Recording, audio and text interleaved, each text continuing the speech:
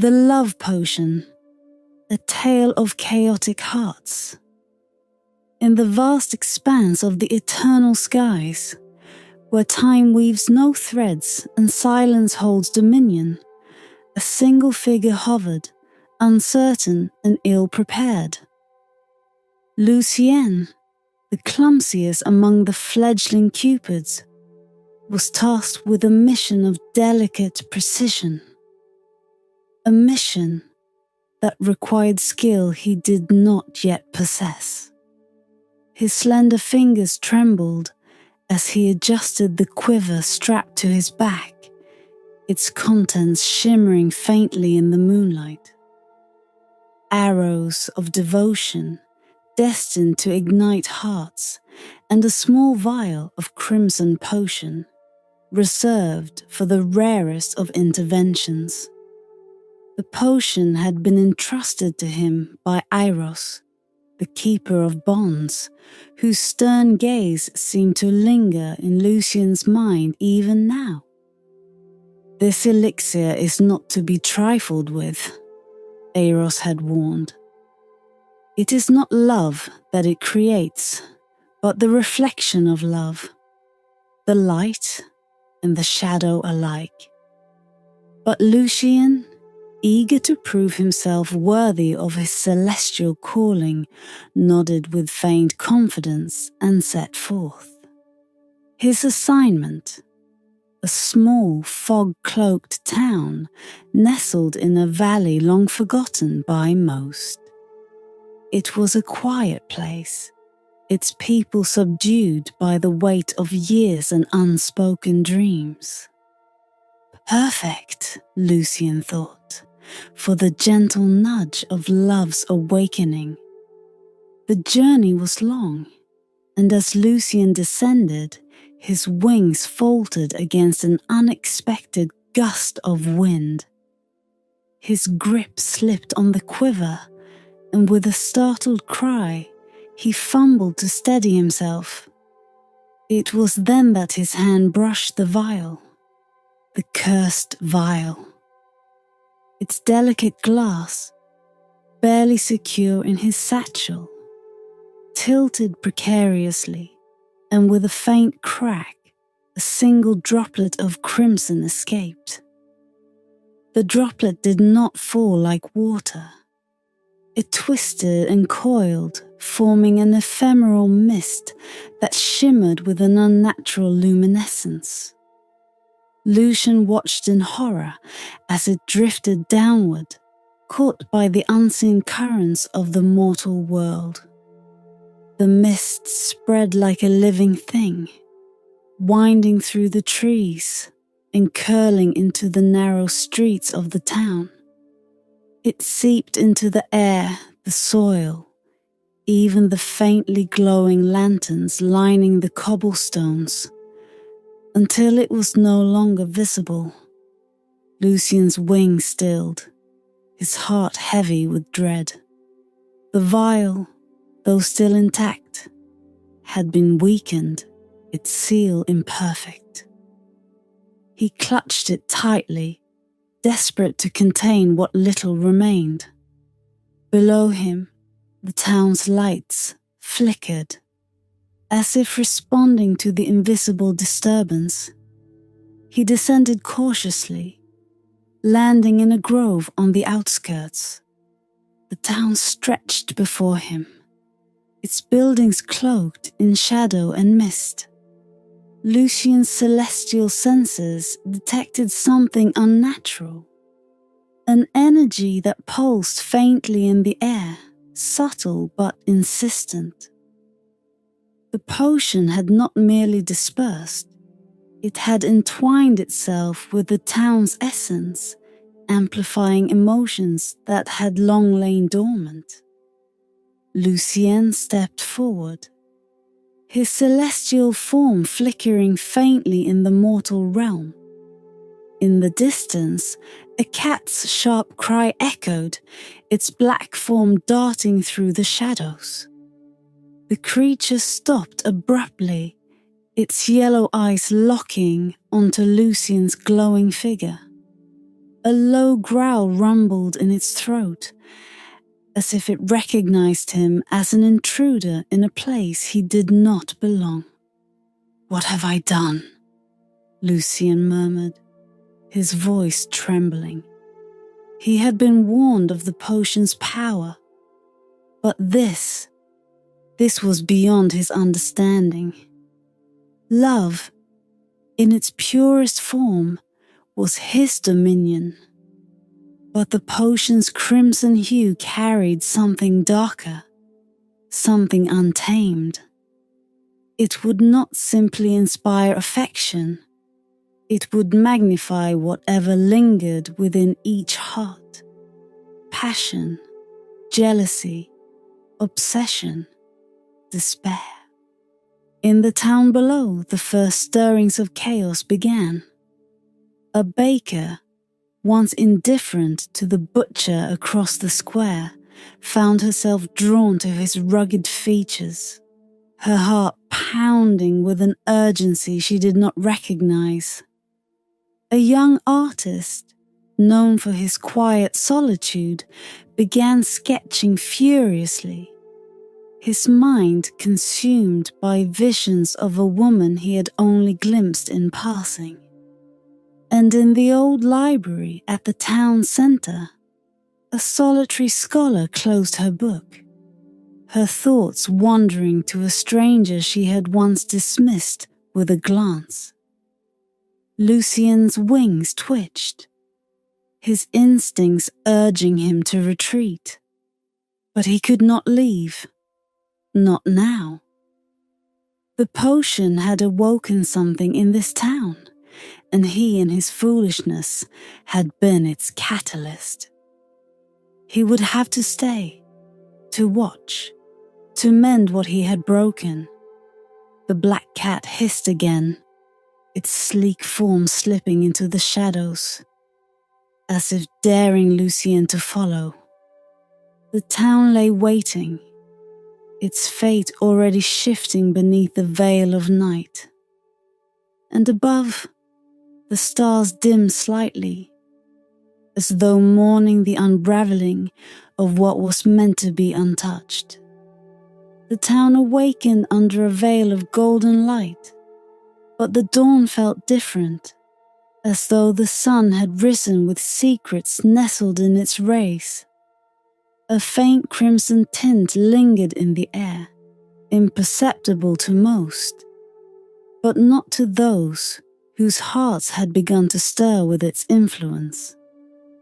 The mist from the night before had dissipated, leaving behind an invisible thread of enchantment that wove itself into the lives of every soul it touched. Lucien watched from the edge of the forest, his form cloaked in the soft shimmer of his celestial essence. He dared not yet reveal himself, though his wings itched to act. Instead, he observed the ripples of his mistake spreading through the town. The potion had seeped deeply, not merely into the minds of the people, but into their very souls, awakening desires long buried and emotions long restrained. The first signs of change were subtle. A lingering gaze, a smile held too long, a flush that crept up cheeks unbidden. Yet, as the day stretched on, the potion's power began to take root, twisting love into something fierce and unrecognizable.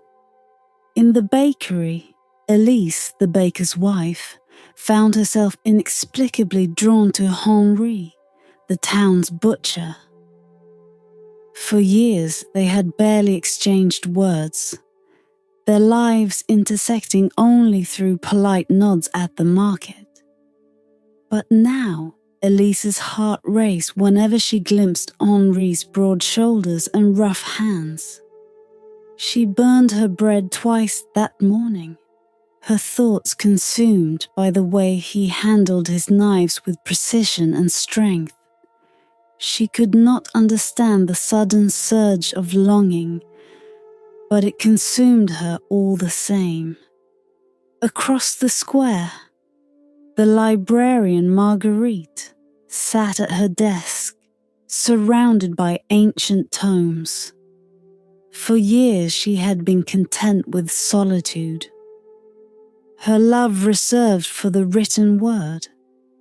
Yet as she flipped through the pages of a book she had read countless times, her mind wandered to the travelling peddler who had passed through the town just a week before.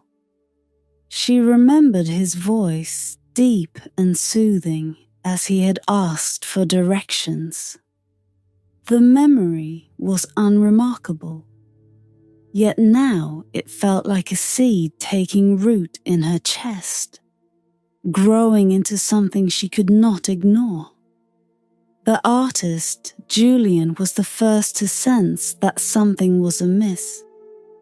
His normally steady hands trembled as he sketched, his charcoal moving with a frantic energy he could not control. The face of a woman emerged on the page, her eyes wide and searching, her lips parted in a question only Lucien seemed to hear. She was a stranger, yet he felt he had known her all his life. He tore through sheet after sheet, unable to capture her essence, his frustration mounting.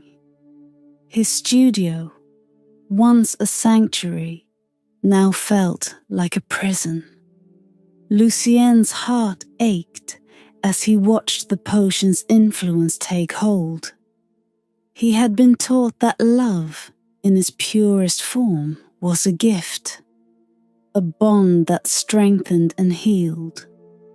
But this was something else entirely. The potion magnified love's most chaotic aspects, transforming it into an all-consuming force that blurred the line between desire and obsession. The black cat appeared again, slinking through the shadows of the town square. It paused beneath the bakery window, its golden eyes fixed on Elise as she gazed longingly across the street at Henry's shop. The cat's tail flicked once, as if in warning, before it disappeared into the alley. Lucien knew he could not remain passive. The potion's power was growing, feeding off the emotions it had awakened. He needed to act, but how? The vial in his satchel still contained a fraction of the elixir, its power potent yet untamed. If he used it recklessly, he risked amplifying the chaos further. As the sun dipped low, casting the town in hues of amber and crimson, Lucien ventured into the heart of the village. His celestial glow dimmed, blending with the shadows. He moved unnoticed among the townsfolk, listening to their murmurs and observing their gestures. Each glance, each touch, seemed charged with an intensity that bordered on desperation. A young girl stood at the edge of the forest, her hands clasped tightly around a bouquet of wildflowers. She whispered a name into the dusk, her voice trembling with hope and sorrow. The wind carried her words to Lucien's ears, and he realized with a pang of guilt that the potion had reached even the innocent. The stars began to emerge, their light faint against the deepening sky. Lucien paused in the square, his gaze fixed on the ancient fountain at its center. Its water sparkled faintly, reflecting the crimson hue that now seemed to permeate everything. He knelt by the fountain's edge, dipping his fingers into the cool water. A pulse of energy surged through him, confirming his worst fear. The potion's essence had spread too far, entangling itself with the very fabric of the town. Lucien stood, his resolve hardening. He could not undo his mistake with mere apologies or fleeting interventions. The potion had awakened something deep within the town's heart, something that would not be easily silenced.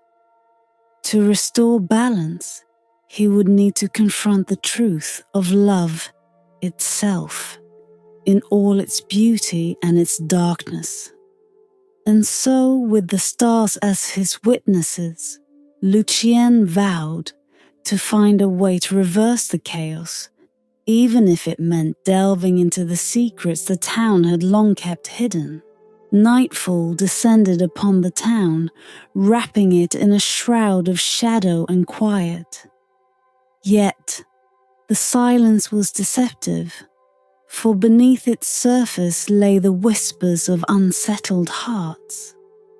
The potion's magic was no longer just a gentle breeze.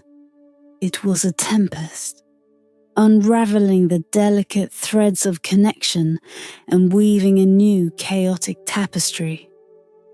Love had turned restless, and the town, once subdued, now pulsed with an unspoken urgency. Lucien stood at the edge of the town square, his celestial form cloaked in the guise of a mortal traveler. His eyes, sharp and shimmering with an otherworldly light, scanned the streets as he sought answers in the unraveling lives around him. He could feel it in the air. The potion's power was not simply creating love.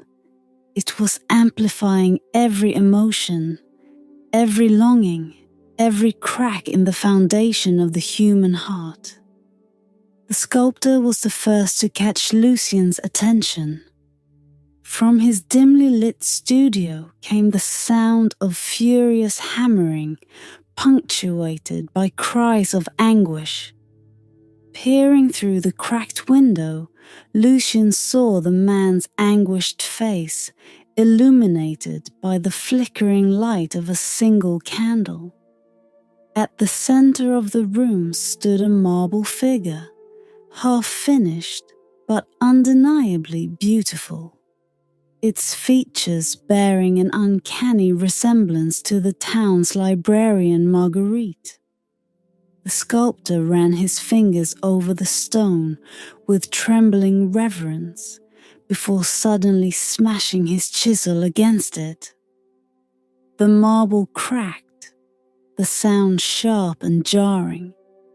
Yet, instead of sorrow, the sculptor's face twisted into something unrecognizable, an obsession so intense it bordered on despair.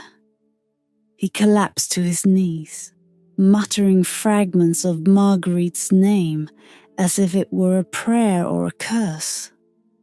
Lucien felt the weight of the sculptor's anguish press against his own chest. He turned away, his wings shifting uneasily beneath the disguise. The potion's influence was carving into these people, turning love into something sharp and unforgiving.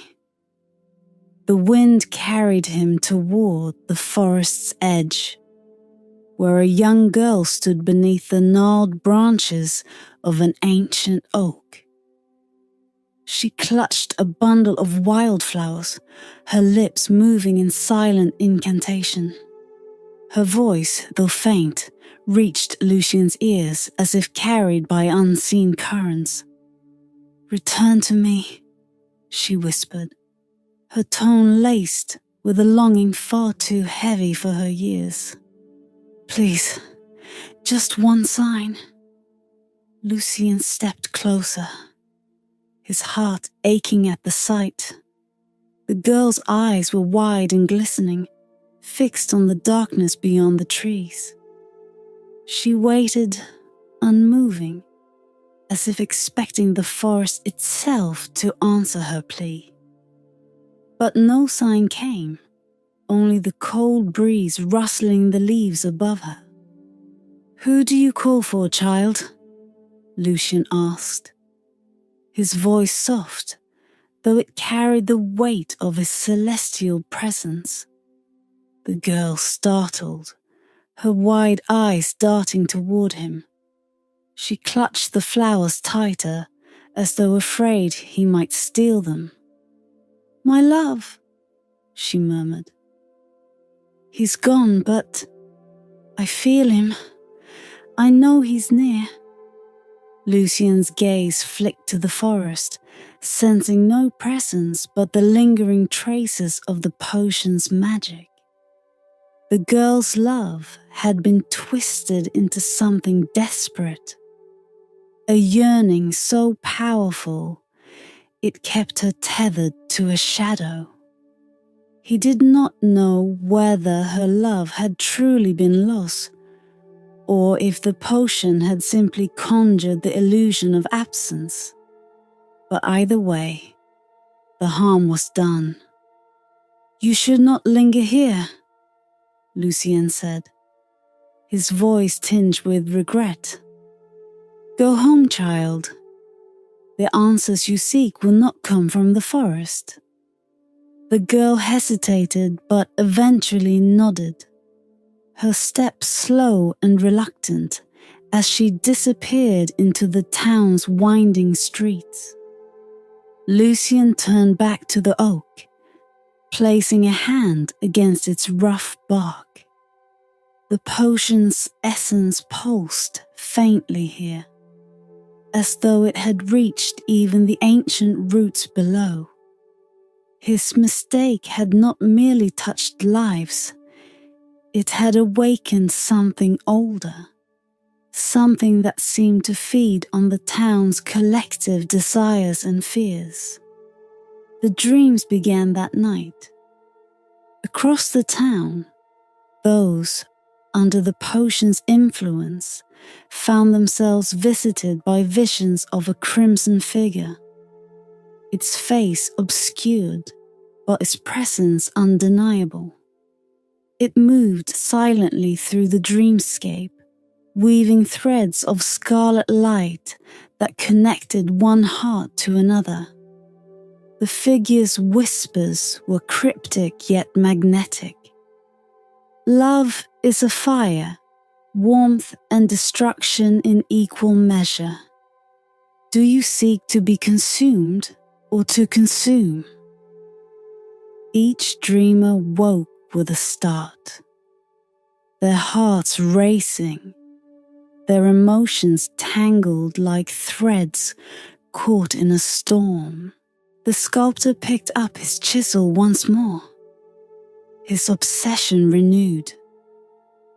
The librarian turned the pages of her books with trembling hands, her mind straying to the peddler's fleeting smile.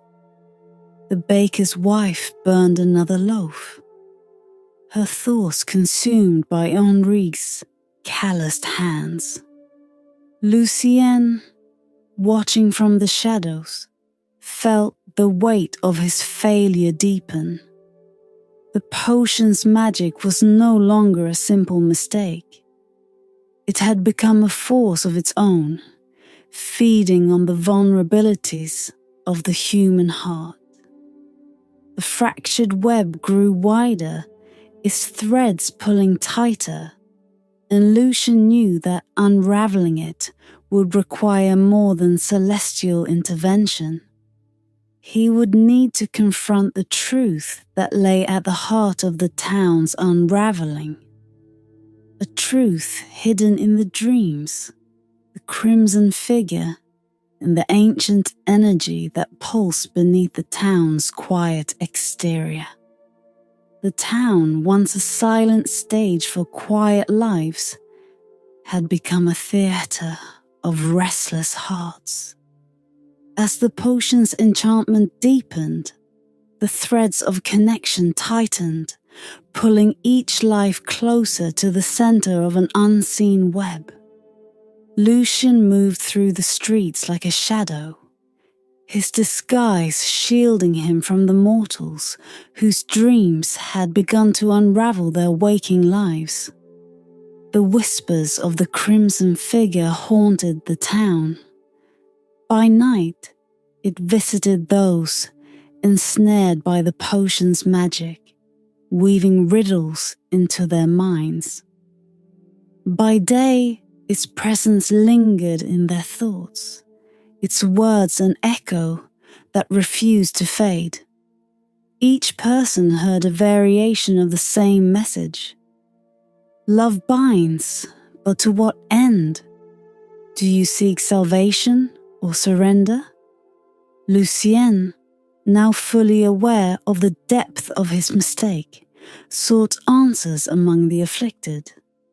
He visited the baker's wife first, finding her at the window of her shop, gazing across the square at Henri's butcher stall.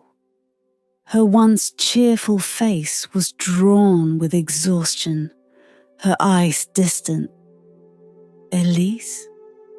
Lucien said gently, his voice carrying the warmth of a stranger's concern. "You seem troubled. May I ask what burdens your heart?"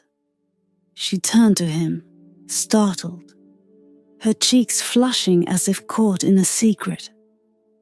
"I don't know," she admitted after a moment. "It's like I'm no longer myself. My thoughts, my feelings, they aren't mine anymore. They belong to him." Her voice broke, and she gestured toward the butcher who was sharpening his knives with a mechanical precision. "But he doesn't even notice."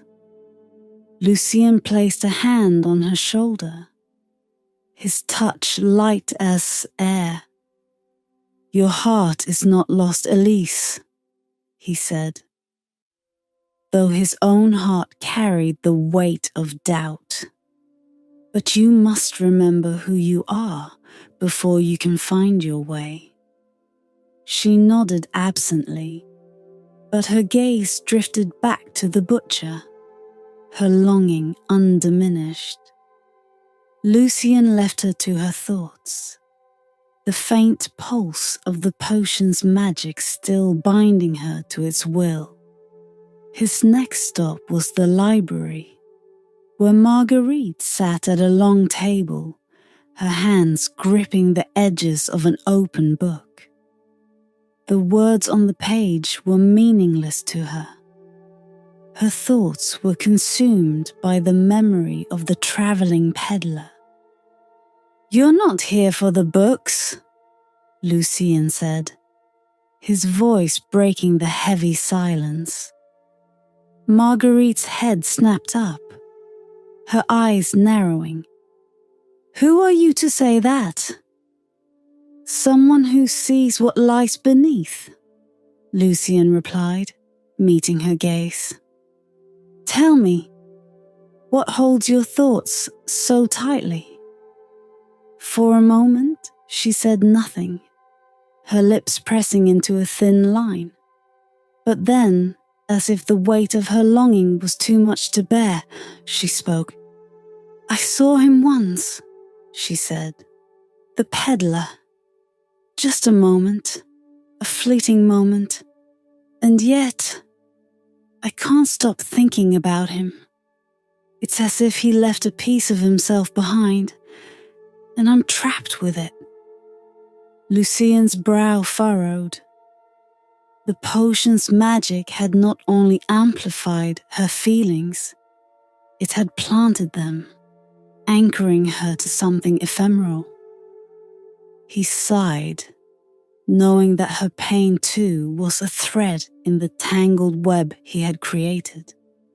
Finally, he sought out the town's oldest resident, a blind woman named Therese, who lived in a crumbling house at the edge of the forest. The townsfolk avoided her, claiming she spoke in riddles and saw things no one else could. But Lucien knew that her sightless eyes might hold the answers he needed. Therese greeted him with a knowing smile. "Ah, the winged one," she said, though her milky eyes remained fixed on the fire crackling in her hearth. "I wondered when you'd come."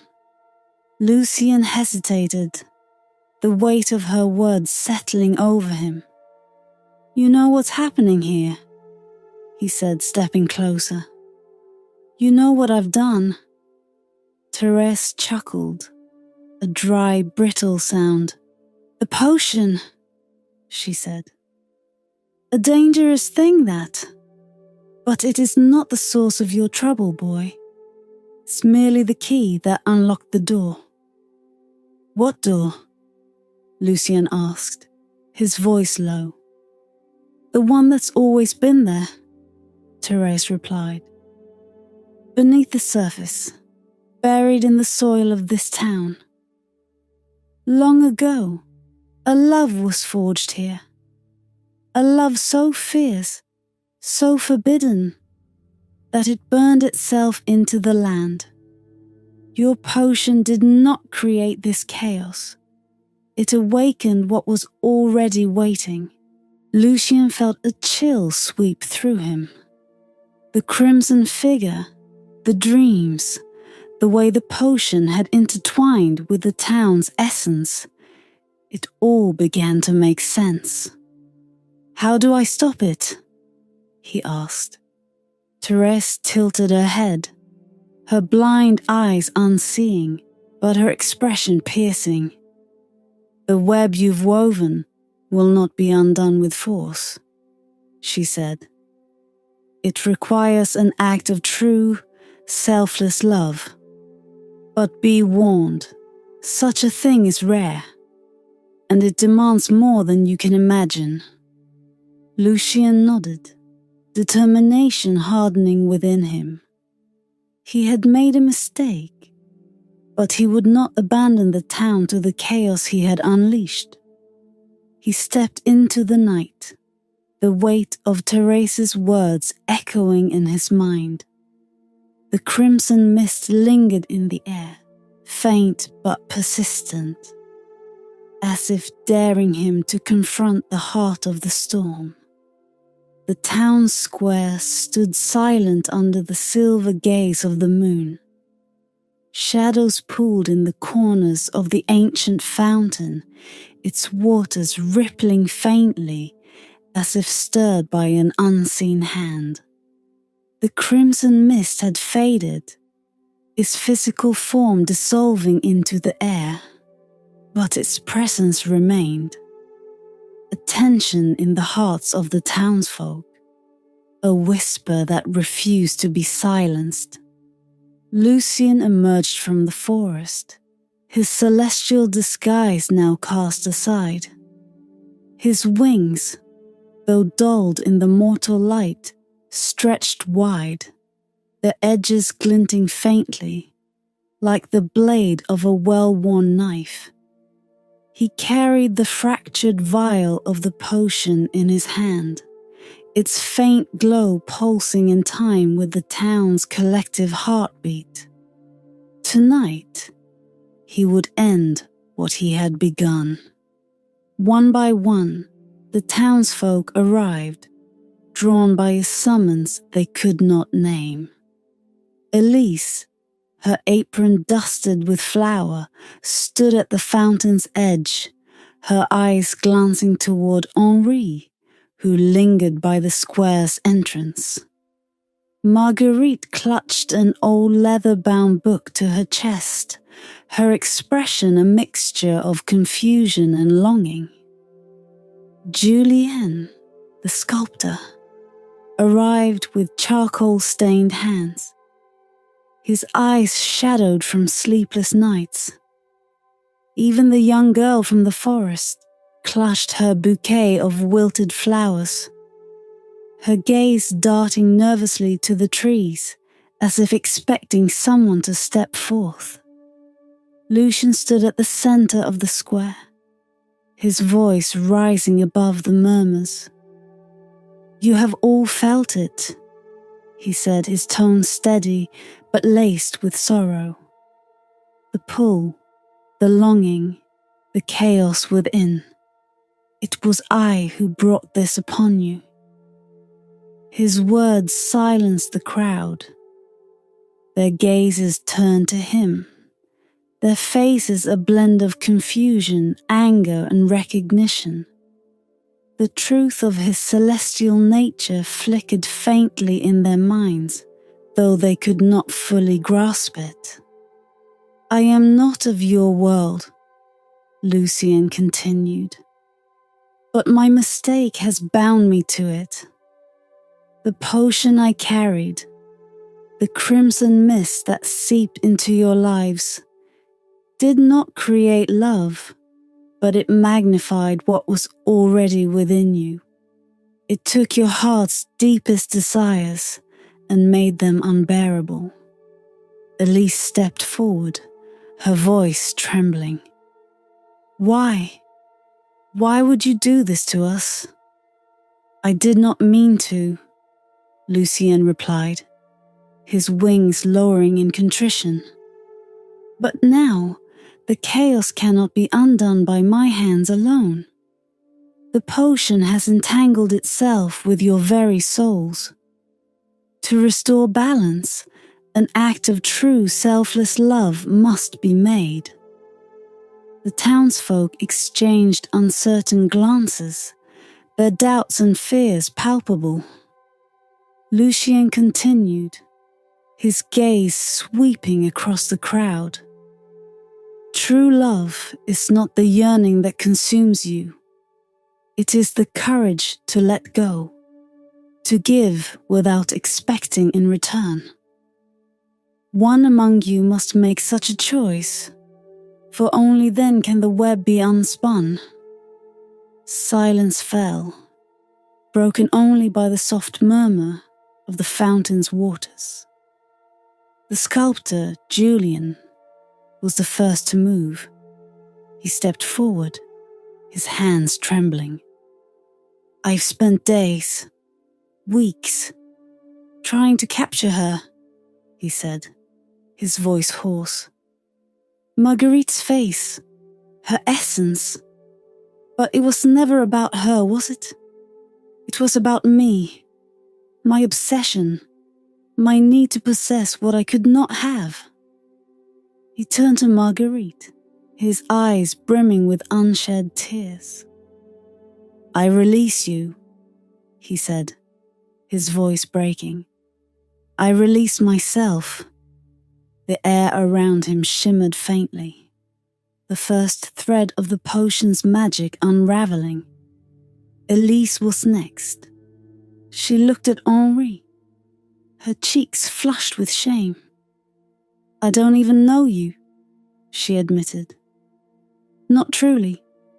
And yet, I've built a life in my mind where you were everything. It was never fair, to you or to me." She turned away, her hands gripping her apron. "I'll find myself again," she said, more to herself than to anyone else. More voices followed. Marguerite spoke of the peddler she had clung to, her words heavy with the realization that she had never truly known him. The young girl from the forest let her flowers fall to the ground, whispering a goodbye to the love she had lost, or perhaps never truly had. As each confession was made, the air grew lighter, the oppressive weight of the potion's magic beginning to dissipate. Lucien watched, his heart heavy yet hopeful. The crimson glow of the vial in his hands faded, its power receding with each act of release. But the web was not yet fully undone. One final thread remained. Therese, the blind woman, stepped into the square, her movements slow but deliberate. Though her sightless eyes saw nothing of the scene before her, she seemed to perceive everything. She placed a hand on Lucien's arm, her touch steady. "You Winged One," she said. "What of your love? Will you release it?" Lucien stiffened. He had not thought of himself in this equation. Yet as Therese's words sank in, he realized the truth. His love, for the mortals he watched, for the delicate beauty of their hearts, for the mistakes and triumphs that defined them, was the very thing that had bound him here. "I release them," Lucien said, his voice barely a whisper. "I release my love for their stories, their lives. It is not mine to hold." The vial in his hand shattered, its light extinguished. A soft sigh echoed through the square, and the crimson figure, the weaver of dreams, dissolved into nothingness. The town exhaled as one, the magic dissipating into the night. The air grew still, and the stars above seemed to shine brighter, unburdened by the weight of misplaced longing. Lucien turned to the townsfolk, his wings lifting as he prepared to leave. "Live well," he said softly, "and love wisely." With that, he rose into the night, leaving behind a town forever changed, its hearts now free to find their own path.